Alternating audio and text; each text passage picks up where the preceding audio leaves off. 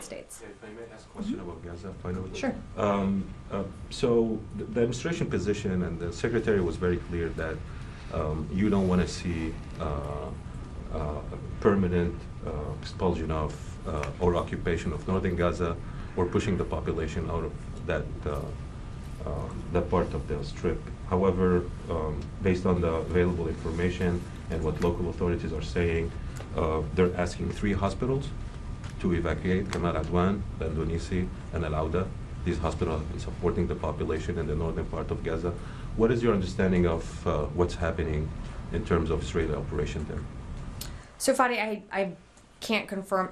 I appreciate that you're telling me that. I don't have any reporting on that. Don't have anything to, I'm not aware of that. What I can tell you is that the secretary has been very clear, and we've said this both publicly and privately, that when it comes to the battle space, making sure that civilians are taken into account and making sure that the civilians are moved out of the battle space is something that the secretary continues to impress upon Minister Gallant, and not just from this building, but other buildings in this administration also continue to reiterate that message. So while I can't comment on those specifics, I really just haven't seen those reports. I would say that, we've been pretty clear and firm on our position from the beginning when it comes to civilians in the battle space. Well, thank you. Mm-hmm.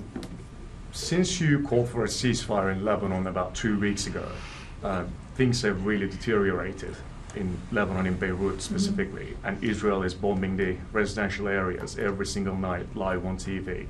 So on that, considering that you also called for a ceasefire, are you supportive of what you've seen so far from Israel? Do you approve of all of that, and are you supporting what's been unfolding so far?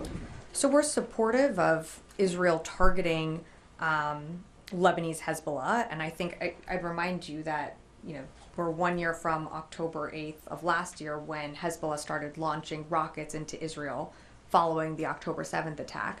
So in terms of, Israel has a right to respond and target Lebanese Hezbollah, but it has to be in a way that, of course, takes into account civilians in the area, and to Fadi's point, minimizes civilian casualties and takes into account that those civilians in the battle space. So that's something that, the secretary, you can look back at our many readouts that we've put out, but that's something that he's, pretty much brings up in every single call.